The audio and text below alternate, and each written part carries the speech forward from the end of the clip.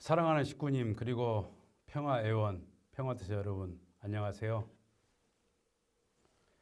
오늘 말씀의 본문으로 천성경 1082페이지를 훈독에 올리겠습니다. 종교의 목적은 만민이 선한 사람이 되어 평화스럽게 살아갈 수 있는 하나의 세계를 이루는 것입니다. 평화의 여건은 어떠한 국제적인 정치가들의 손에 의해서 생겨나는 것이 아닙니다. 그러기에 어떠한 정책이나 주의에 의해 세계에 평화가 온다는 것은 불가능합니다. 더구나 군사력으로 인해 세계의 통일과 평화가 온다는 것은 불가능한 것입니다. 평화의 기점을 발견할 수 있는 근거지, 행복의 기점을 발견할 수 있는 그 근거지는 여러분이 살고 있는 가정입니다. 오늘 자유와 평화의 기점이라는 제목으로 말씀이 준비되었습니다. 하나님의 특별하신 섭리의 프로그램에 의해서 1945년 8월 15일 우리 민족은 해방되었습니다. 그렇지만 이 민족은 자유의 진정한 뜻을 알지 못하고 이념과 진영의 갈등으로 인하여 서로 미워하고 모함하고 시기함으로써 결국 자유를 보존하지 못했습니다. 현대 철학의 아젠다는 자유와 선택 그리고 책임이라고 말하고 있습니다. 그렇다면 언제 어떻게 우리는 자유할 수가 있겠습니까? 가난하고 무지해도 진정한 자유인이 되기는 어렵습니다. 무지해서 모른다면 아는 자에게, 가진 것이 없어 가난하다면 있는 자에게 굴복할 수밖에 없는 것이 우리의 현실이기 때문입니다. 그러나 이 모든 자유 중에 피상적인 자유가 아닌 본성적인 그리고 근본적인 자유는 본심의 자유요 양심의 자유다 이렇게 생각합니다. 똑같은 감옥이랄지라도 죄를 짓고 국법에 의해서 감옥에 온 사람은 속박이 있을 뿐입니다. 그러나 하나님의 섭리를 알고 뜻을 위해서 공의롭게 살고 공의로운 일을 위하여 행동하다가 감옥에 온 사람은 비록 구속되어 있지만 그의 본심과 그의 양심은 엄청난 자유를 느끼고 의미를 갖게 된다 하는 것입니다. 그러므로 자유는 정의에 있고 진리에 기초하고 있음을 알아야 되겠습니다. 오늘을 살아가는 현대인들은 돈과 명예 그리고 권세, 지위가 자유를 그리고 행복을 가져다 준다고 생각하고 있는 것 같습니다. 하지만 인생의 마지막 길목에 있어서 그것으로 인하여 넘어지는 경우를 우리는 오늘 현실 속에서 많이 보고 있습니다. 그렇습니다. 진정한 자유는 소유에 있거나 물량적인 성공에 있는 것만은 아닌 것 같습니다. 조지 폭스는 이렇게 말합니다. 악마도 병이 들면 천사가 된다. 다시 말씀드립니다. 악마도 병들면 천사가 된다. 이렇게 말하고 있습니다. 명예와 권세 그리고 물질적인 그런 재산이 많다 보니까 많은 범죄를 서슴없이 저지르는 그런 경우가 많지 않습니까? 그러한 경우가 우리 현실 속에서 많이 드러나고 있는 것을 여러분과 저는 사실 목격하고 있습니다. 결론적으로 말씀을 드리면 자유는 빼앗는 것이 아닙니다.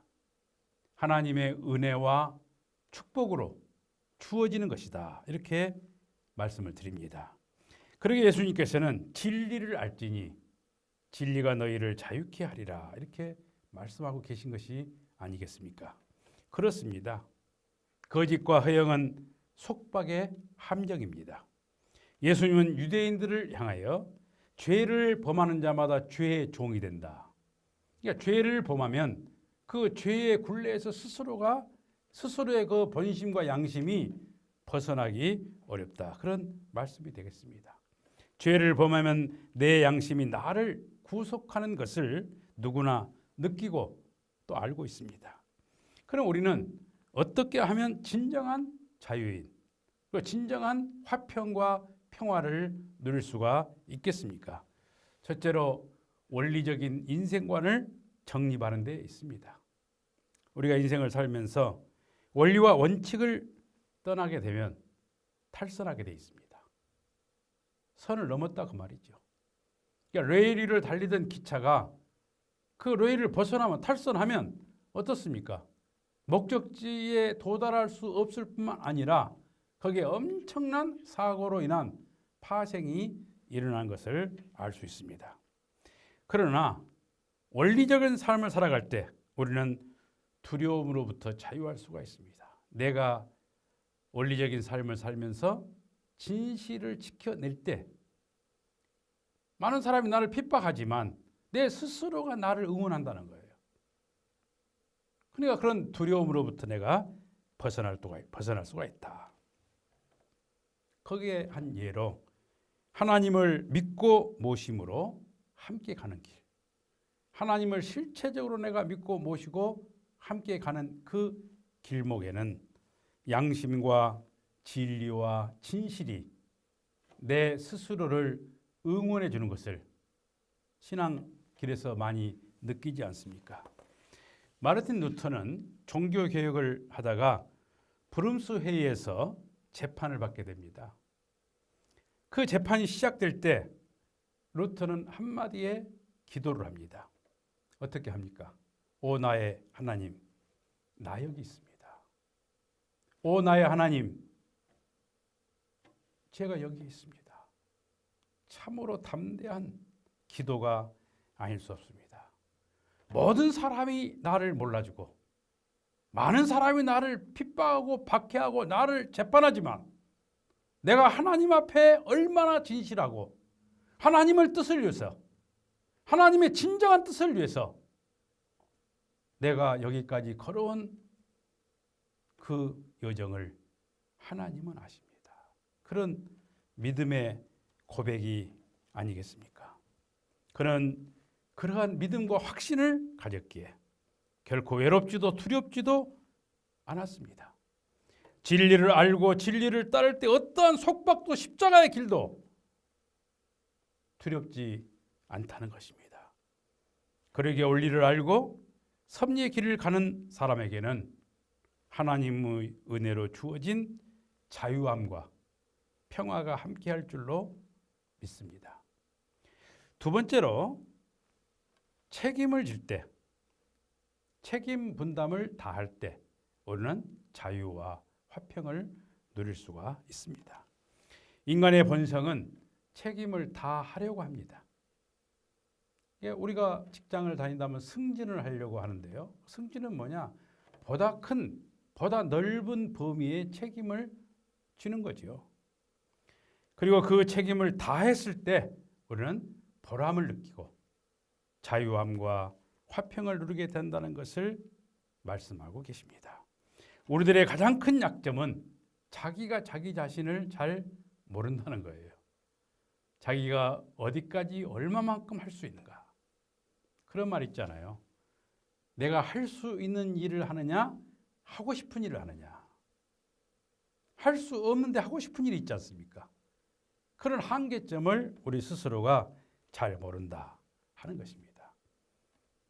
인생 로정을 통해서 우리가 하나를 배우면 또 하나를 잊어버립니다.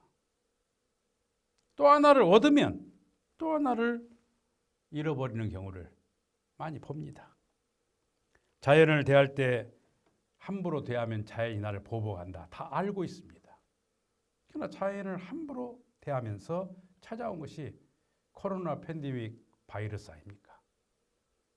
그 코로나 바이러스로 인해서 우리들의 생활 패턴이 완전히 바뀌어버렸습니다. 이와 마찬가지로 사람을 함부로 대하면 우리는 대접을 못 받습니다. 함부로 대하고 함부로 말하고 함부로 행동하면 누구도 그 사람과 함께 하기를 원하지 않는 거 아니겠습니까? 마찬가지로 하나님의 뜻을 따르는 우리가 하나님의 섭리를 소홀히 한다면 하나님도 그 사람을 소홀히 할 수밖에 없는 것, 이것이 인지 상정이 아닌가 싶습니다. 그래서 우리에게 요구합니다. 절대 신앙, 절대 사랑을 가져라. 그러니까 절대 신앙과 절대 사랑을 가져라는 말은 하나님께서 우리를 절대적으로 믿고 절대적으로 사랑하면서 함께 가고 싶다 하는 말씀인 것입니다. 인류의 참부모 되시는 문선명 선생님께서는 알래스카에서 많은 지도자와 제자들을 교육하고 훈련하면서 알래스카 정신을 셀몬 정신이다 이렇게 소개한 적이 있습니다. 셀몬은 연어입니다.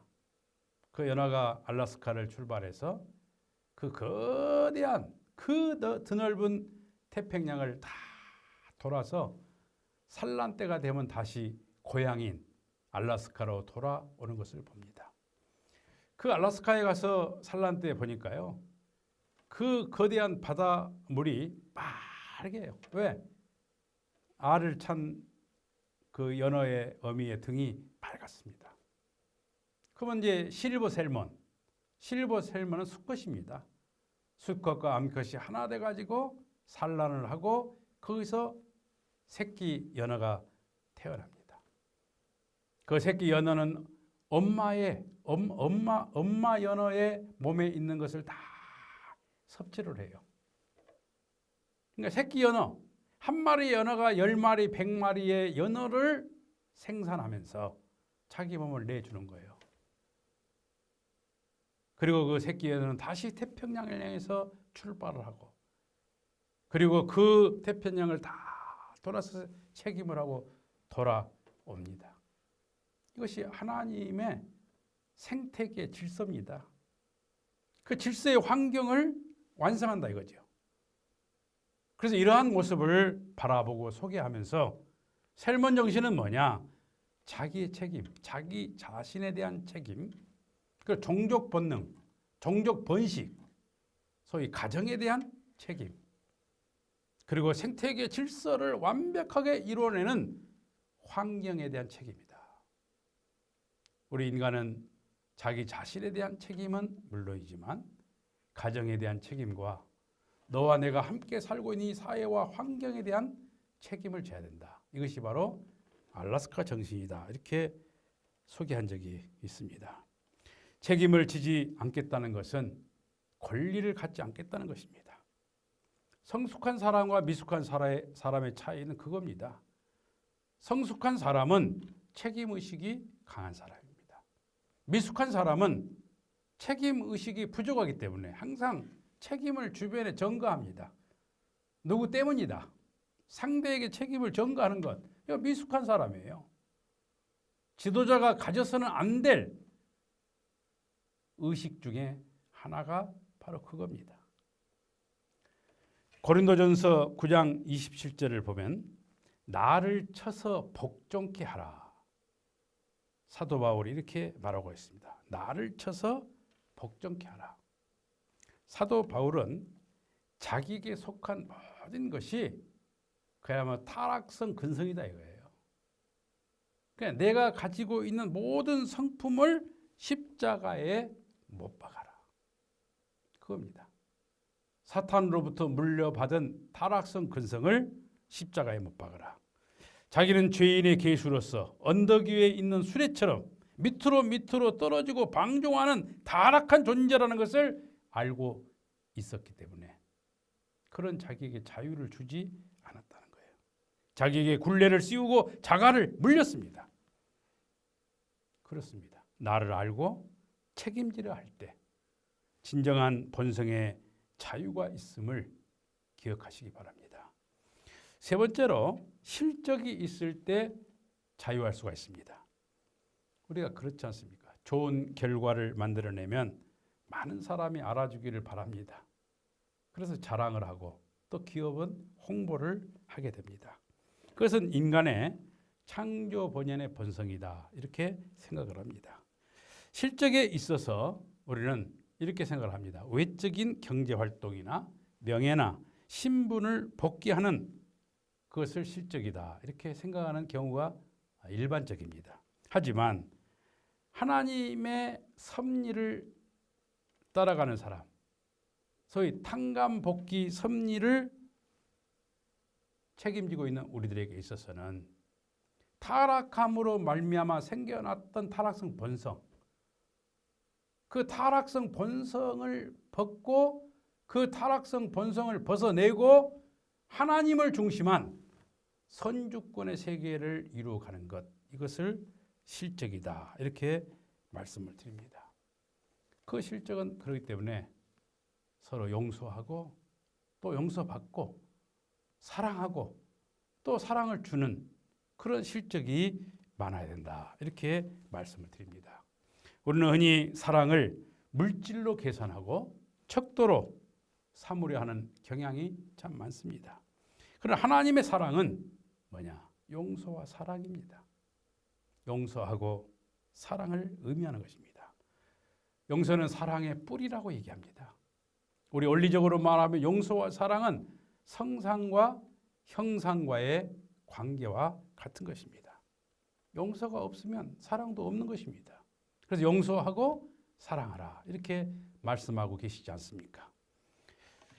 용서를 할 때도 소극적인 용서는 증오하고 비판하고 복수하고 비난하는 것을 중단하는 거예요.